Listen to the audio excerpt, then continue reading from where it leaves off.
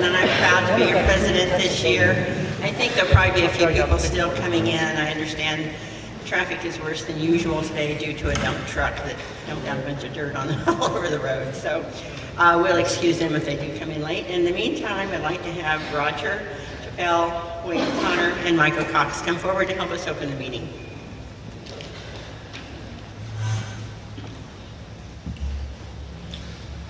Let us pray. Creator and sustainer of all that is or will ever be, accept our thanks for this day and all its blessings. We ask that you guide and direct our club, its leaders, and our actions. Grant that each of us may feel our responsibility to Rotary, to our community, to our country, and indeed to all countries and peoples. Bless our fellowship today and bless this food to the nourishment of our bodies. In your service, amen. Amen.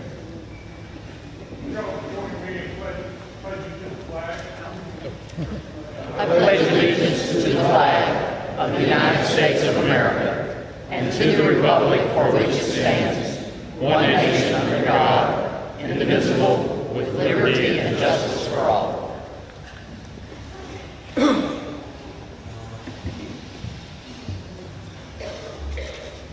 Okay, milestones. As far as member birthdays, we have none. So I don't know what was going on back in January, but spouses' birthdays, there's several. Cheryl Lockburner's husband, Frank, October 14th. Rob Kahn's wife, Tiffany, October 14th. And Curtis Wren's wife, Charis, October 14th. All on the 14th. They should go to Vegas, I guess. Anniversaries. Trey and Bethany Sutton, 15 years on October 18th. And Karen and Bill Wilson, 50 years on October 18th. How about that? Club anniversaries. We have Larry Baird, 12 years on October 13th. And Patricia Stevenson, 30 years and 100% attendance for 30 years on October 13th. Salute.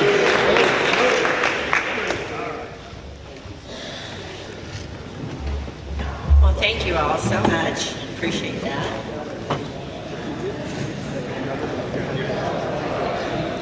Okay, if you brought a guest today, would you please stand and introduce your guest?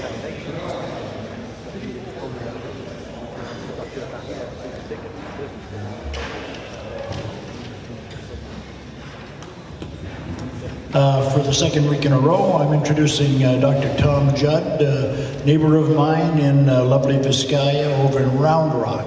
Sorry, we made a wrong turn and here we are, but Dr. Tom's back for his second meeting.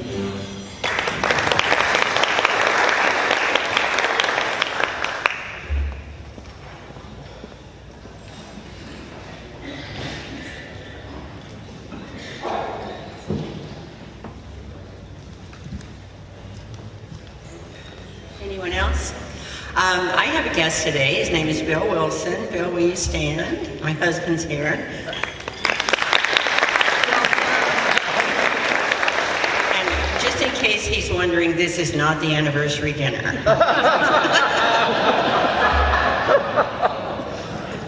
Okay, just a few other announcements that we want to make. I'm sorry, any visiting Rotarians? Okay. We have an upcoming ramp build on the 13th, and we're going to have Allison, are you here? And you can come up and tell us about, I guess she hasn't made it here yet. Oh, there she is, good.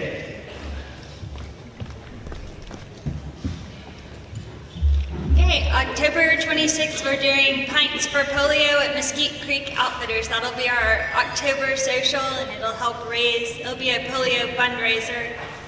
And we hope that you all will make it. A portion of the proceeds will go to the polio fund.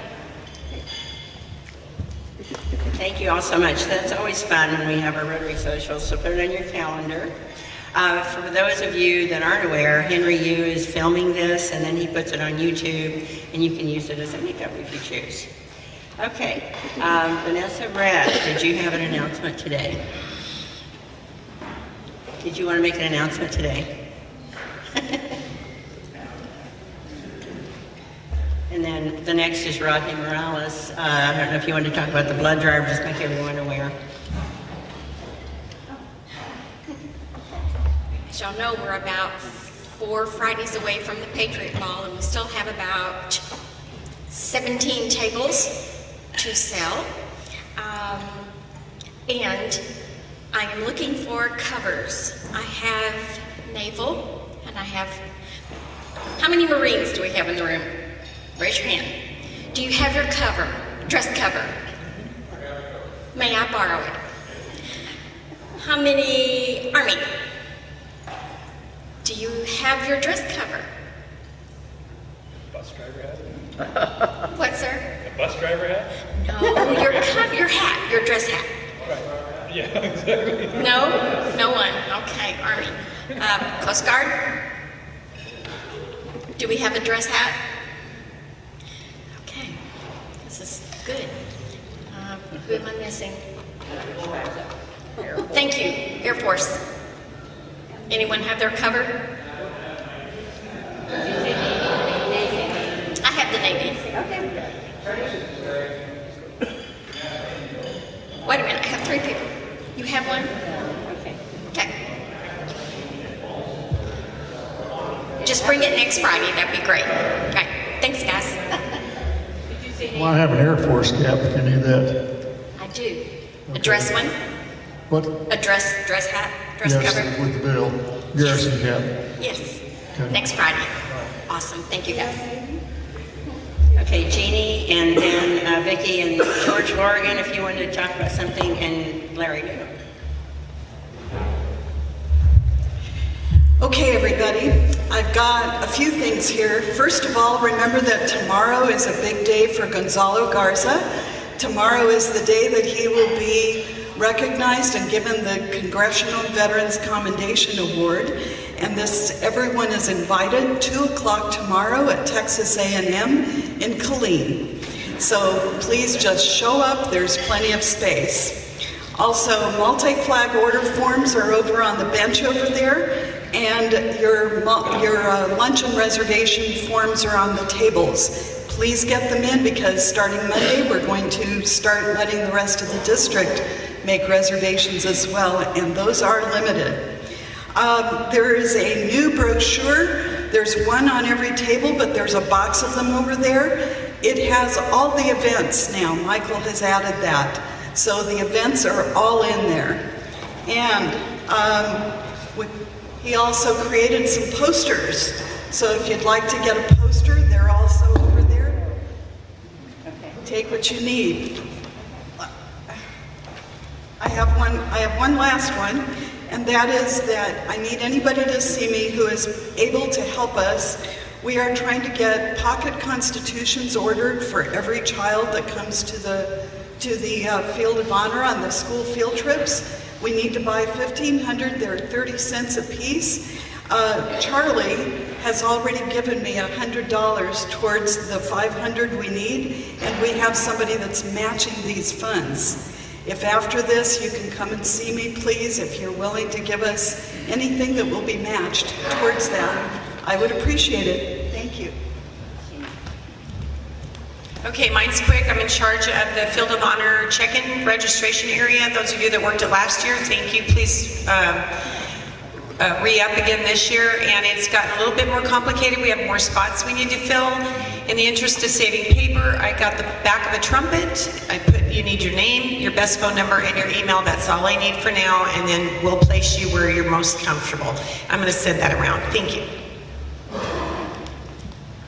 Brief announcement about a community service talk in Sun City. It's about financial scams and smart 911, something that would be very great to see. The flyers will be at the table over here.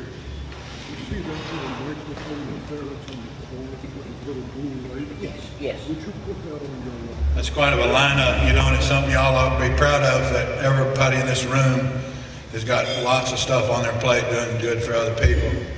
Does everybody here know what you call a deer with no eyes? No idea.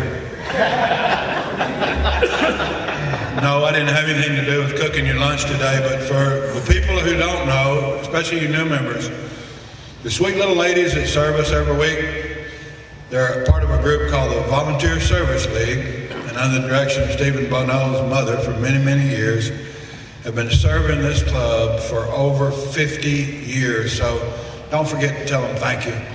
For those of you who don't like to cook, want to eat, going to be here tomorrow from 11 to 6 in the community center, St. John's Methodist Church, for 50-something years, been serving turkey and dressing. I know a lot of y'all know this. You can come in and eat if you like. There's more than you can handle. You drive through, we'll give you probably 2 meals worth for $12 a head. So see you tomorrow.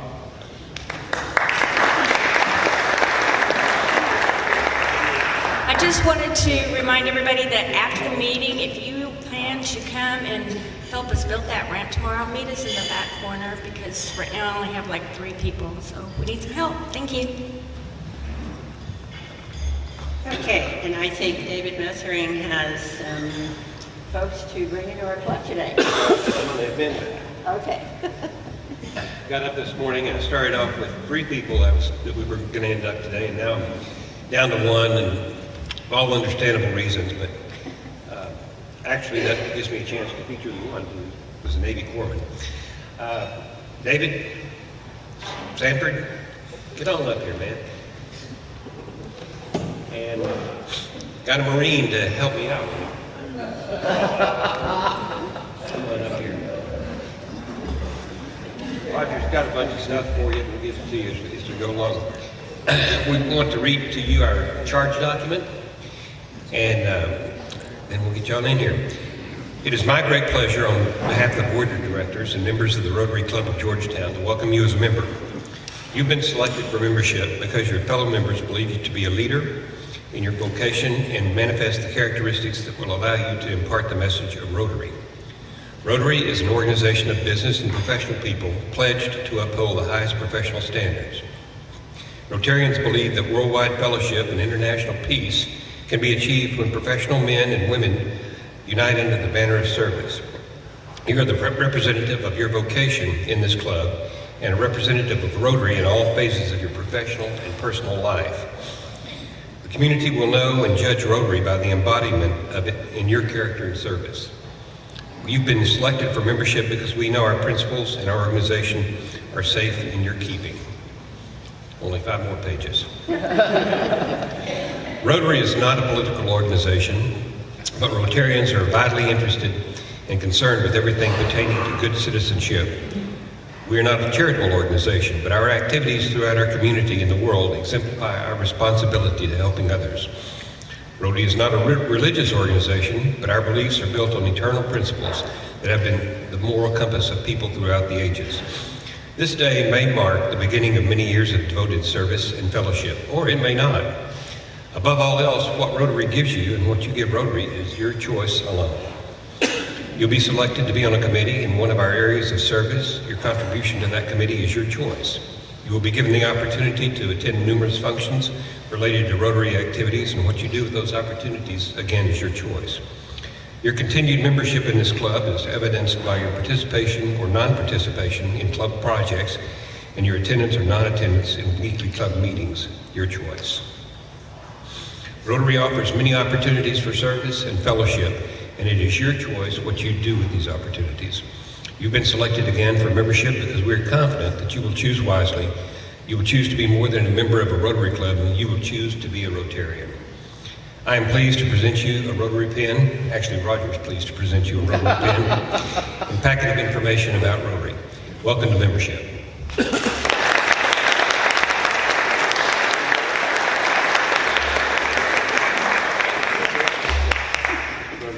don't want to step backward with this thing here.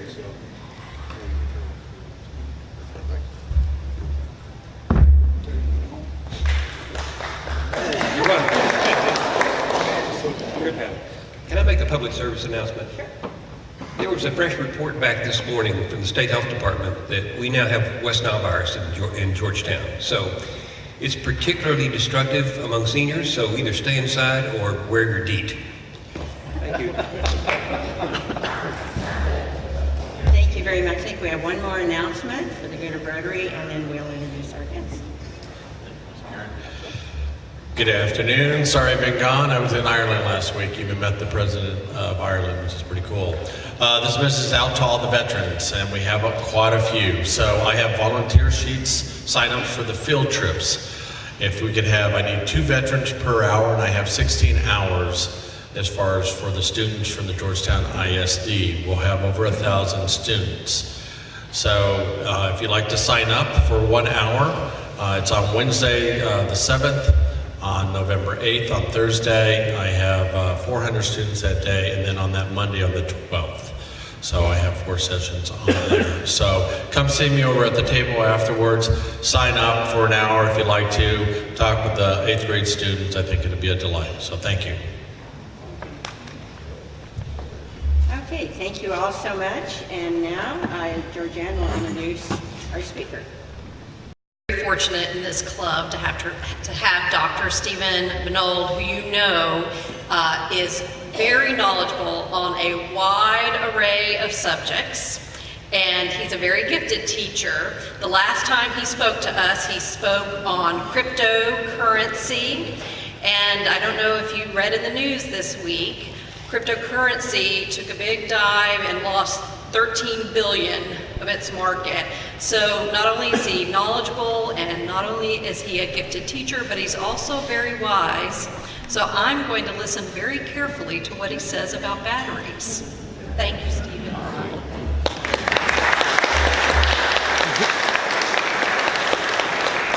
Now, if the clicker works, we've got it made. So I'm gonna, oh Lord. The battery's dead. Needs a new battery. No, I was pushing the laser pointer. Fooled you. But my laser pointer, I don't think works. Let's see. Well, look at there, it does. All right. We're going to talk about batteries today, and of course electricity is something that's been known forever and ever. Even the ancient Greeks knew about static electricity. For a matter of fact, our word electron is the Greek word for amber, because if you rub a piece of amber with a cloth, you create static electricity. And it was known since, about the 17th century that actually you could store 1 charge of static electricity in what's called a Leyden jar. And so it was a real neat thing to do tricks with. You'd rub something, get some static electricity, transfer it from the ball on top of that Leyden jar, and then, you could bring it close to a woman's hair and her hair would stand on end and you could do tricks with it. That's about all it was worth. Now, we all remember the famous Benjamin Franklin kite experiment. Actually, Benjamin Franklin did a lot of sophisticated research about electricity, and a lot of our words that we use in electricity today are actually words that were coined by Benjamin Franklin. And of course, in his experiment, he had lightning strike a kite, which transferred the electricity to a metal key, and then that electricity could be transferred to a Leyden jar. But once again, this is just 1 charge. This is not an electric current. Now, Luigi Galvani was the first person that really came close to figuring out what would cause an electric current. And he was dissecting a frog on a wet metal plate, and when he put the scalpel through the muscle and the scalpel touched the other metal plate, the leg jerked. And he thought he had released electricity in the muscle. And his thesis was that human flesh, animal flesh, possessed electricity within it, and that's what caused movement. So he was somewhat close, but not quite there. The person that we really are going to credit with being the inventor of the battery was Alessandro Volta, of course, where we get the word volt.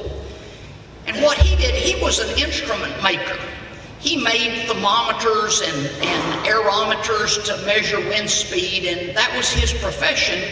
And what he did is he simply reverse engineered what Galvani had done, and he figured out it had nothing to do with the frog's leg.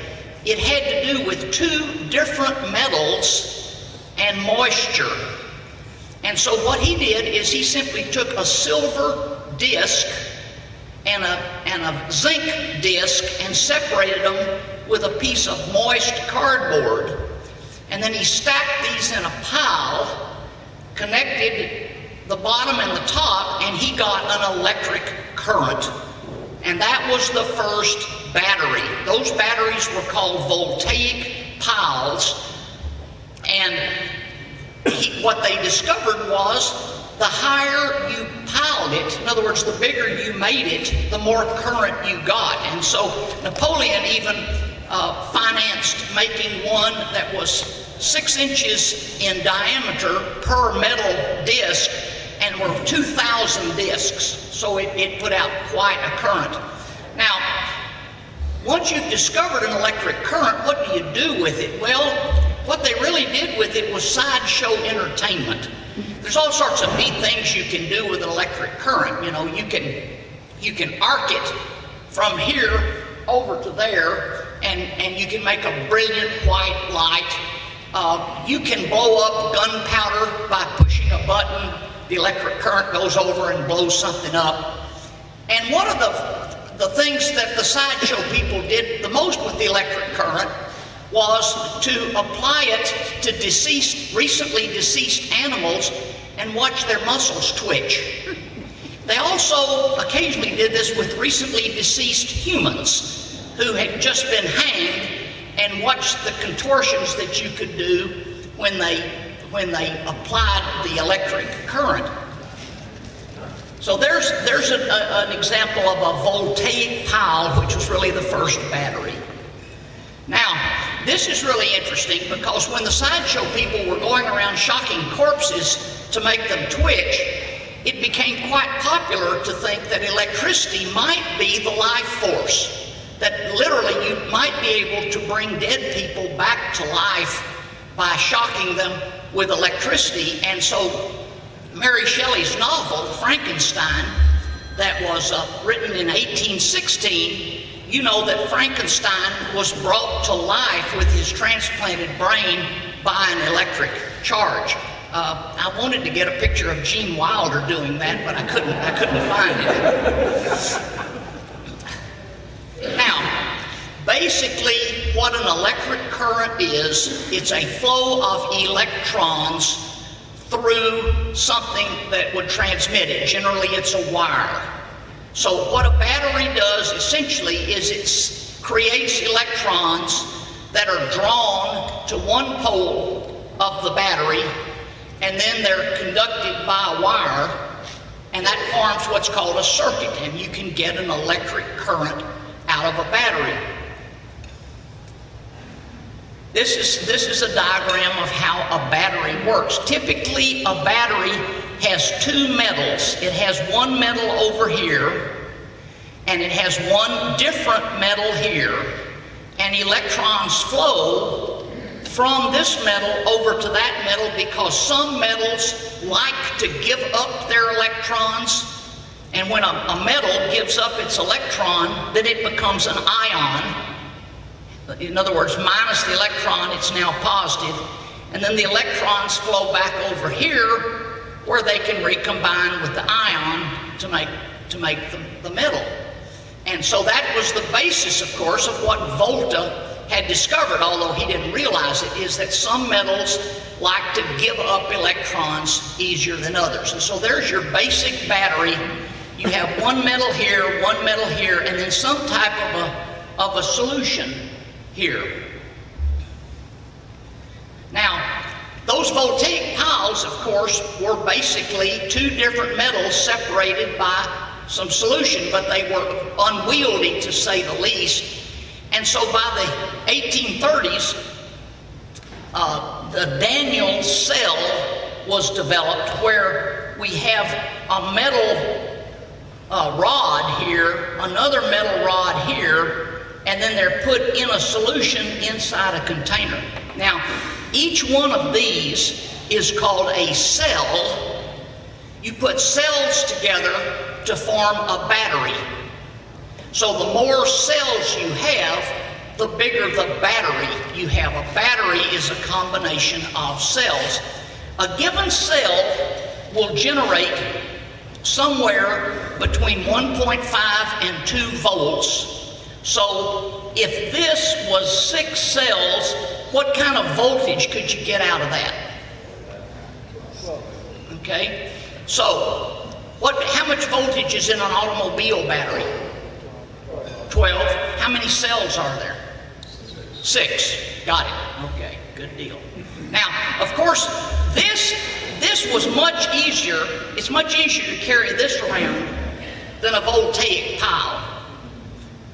But, of course, science marches on, and so you have continuing improvements, and scientists tried everything in the world. Remember, Volta's original battery was zinc and silver.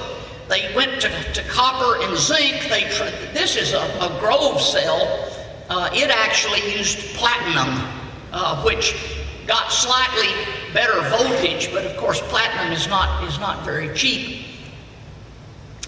And really, the development of these cells, these liquid cell batteries, really took off because of this invention, the telegraph. And what a telegraph does essentially is when you hit the key, it makes an electric current. That electric current goes down the wire and it causes an electromagnet to attract a clicker, and it goes click. When you release the key, it breaks the current and the electromagnet falls back down. So the telegraph is simply a series of click, click, click, click, click, click, click, click, like that. The trouble is when Morse in America, and there was someone else in England that invented it about the same time. Gary, I'm sorry, I forgot. There. When Morse developed his telegraph, the trouble was that it worked just fine in the lab if he sent a telegraphic message like from me back to Hector. But if you tried to send it from Washington, D.C. to Baltimore, you couldn't sustain the voltage. And so what they did to make a transcontinental telegraph possible is you have to have relays. About every 40 miles, you've got to have another set of these batteries to amp up the voltage. And so you can imagine that if you have people building telegraphs all over America, there's going to be tremendous interest in building lots and lots of batteries. The other thing that a person named David Faraday discovered, and Faraday discovered a whole lot of things having to do with electricity, was electromagnets. We mentioned that the telegraph depended on electromagnet. Faraday discovered that if you simply took a coil of wire that had a current going through it and put it near a compass, the compass needle would twitch. Which means that the electricity was not only in the wire, but it was creating a magnetic field around the wire. This is an example of an even cheaper battery that was easier to use. The Leclanche battery, you can see here, has a paste around one of the electrodes, and that electrode is carbon, which of course is very, very cheap, and the glass container is very, very cheap. The Daniel cell that I showed originally, the problem with that is that if you wanted to stop your using it, you had to pull the metal out of the solution. If you kept the metal in the solution, your battery would run down, whether you were using the current or not. The Leclanche battery, if you weren't drawing current out of it, it maintained its charge, and so this was a much, much better battery. Oh, heck, there we go. This is David Faraday, and David Faraday discovered, of course, that if you ran a current through a coil of wire, it had a magnetic field. But if you took a magnet and ran it in and out of a plain coil of wire, it created electric current. So he had essentially now discovered how to generate electricity with what we would simply call a generator. A generator, you simply spin a magnet, or you spin a coil of wire around a magnet, and you can generate electricity without batteries.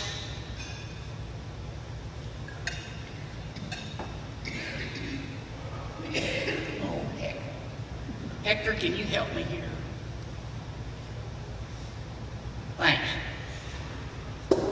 This battery is what we all know, of course, is a traditional automobile battery. This is a lead storage battery. It has lead plates in it, and it has sulfuric acid in it. This was first invented in the 1860s, and the revolutionary change here was that, of course, it had liquid and it had metal plates, but it was rechargeable. All these other batteries turned chemical energy into electric energy, but once that conversion was done, the battery was dead, just like a flashlight battery that you would have today. This battery could be recharged by simply running electricity backwards. In other words, if you took it to where the current was flowing from my right to left, if you simply forced the electricity that could be generated with a generator now, the other direction, you recharge the battery. And of course, this was what works in an automobile today. Your alternator creates an electric current that recharges the battery. Now, a significant invention, as far as we're concerned, was the invention of the dry cell. You can imagine how cumbersome it was to be dealing with these wooden boxes full of all these wet cell batteries. And think about the weight of those lead. I mean, imagine, you know what a car battery weighs. Well, get 100 of them. They needed something that was much lighter weight, and that was the dry cell. And the dry cell basically had a carbon rod here, and you know the other batteries all would have a rod of a different metal. What they did is they simply made the case the other metal. So you had a carbon rod, and then you had a zinc metal case, and then instead of putting liquid in it, you put a paste. You put a paste in the center of it. And so now you have a dry cell, and that comes from the 1880s. Now, Thomas Edison essentially invented an alkaline dry cell. In other words, instead of having an acid paste, it had an alkaline paste. And you're very familiar today with alkaline batteries. That's what that means. It means it has an alkaline paste instead of an acid paste. Edison developed his battery for electric cars. The trouble is that Henry Ford invented the Model T, which was so much cheaper with its rechargeable battery that Edison's battery was really used only for railroad signals and mine lights. Now, these dry cells, of course, were very useful for people in rural areas that didn't have generated electricity. Generated electricity was available in the 1880s and 1990s, but not in rural areas. And so radios could be powered by these dry cell batteries. Telephones could be operated by these dry cell batteries. And so it's not too much of a stretch to think that instead of making these great big dry cell batteries, could you make smaller dry cell batteries? And a man named Joshua Lionel Cohen developed what we now know as a D-cell battery, and he developed a lightweight way to create a light. It's called a flashlight. And he had the patent for that in 1906, where you simply have a tube and a bulb, and you put the D cells in the tube, and presto, you have a flashlight. He never developed that. He sold the rights to it, and that was not what really made him rich, but he kept on inventing, and he invented something else having to do with electricity that made him a lot more money. And the key is in his middle name. Wow. Electric trains. Now, of course, there was, as we continued in the electronics revolution in the 20th century, there became a demand for smaller and smaller and smaller batteries. And the little button battery was essentially developed in World War II to create an electric current for a precision fuse in an artillery shell. And it was simply two little tiny plates of metal with a little ampule of acid. And when the gun was fired, when the shell was fired, it broke the glass. The two metals now had a liquid, and it made an electric current which powered that fuse. And so after the war, there was a lot of development of these little button-type batteries that we're very used to, you know, in our cell phones. Actually, I have one in my hearing aid, very, very small little button batteries. First of these that were developed were nickel-cadmium batteries. There are still nickel-cadmium batteries around. The trouble with nickel-cadmium batteries is, number one, cadmium is very toxic. And so those batteries have to be carefully disposed of. But the second problem is a nickel-cadmium battery, if it doesn't completely discharge before you recharge it, then it tends to lose chargeability real fast. And so they wear out pretty quick. The real big development in batteries in modern history is the lithium-ion battery. Now, lithium itself is a very, very, very flammable metal. It's the lightest metal that there is, which means it's very, very easy for it to give up electrons. And so a lithium battery, notice I didn't say a lithium-ion battery, I said a lithium battery, where lithium metal is one of the components, is extremely flammable. Lithium will actually burn when just exposed to the atmosphere. And so even though lithium batteries had many desirable properties, blowing up and burning was a problem. So they developed the lithium-ion battery, and the lithium-ion battery basically has lithium and manganese and cobalt all fused together and then interlaced into a lattice of graphite.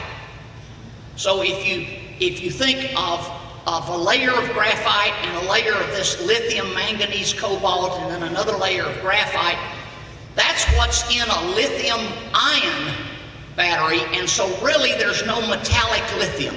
There's just lithium ions. And those ions move very quickly from one side to the other, but of course it's rechargeable. Just like what's in your cell phone or your laptop today, that's a lithium-ion battery. And you simply reverse the current and you can recharge it. Lithium-ion batteries can also be massive, such that you can store large amounts of electricity, say from a wind farm or a solar farm, or if you have solar panels on your roof, you can have a large household battery, and these are lithium-ion batteries, and that's the latest and greatest thing in batteries. There's a diagram of sort of how a lithium-ion battery works. Lithium is actually a very abundant substance in the earth. The thing that is the short thing here is cobalt.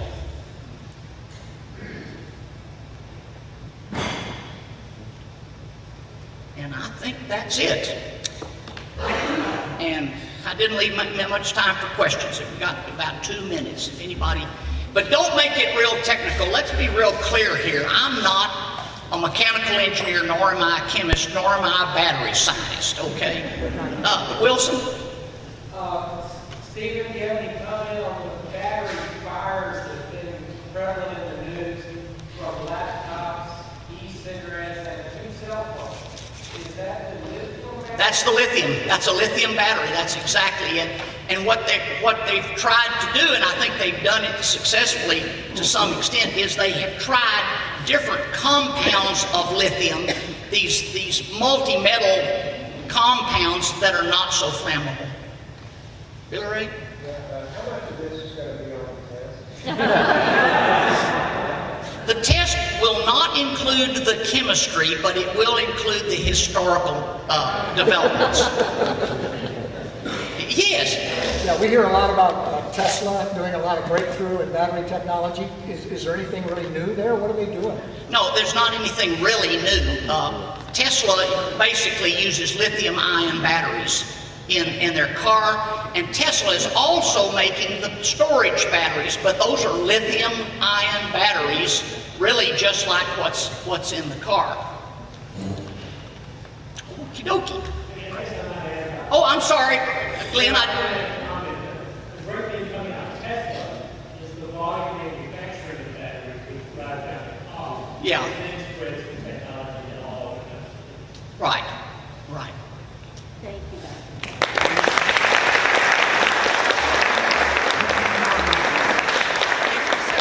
Always wonderful.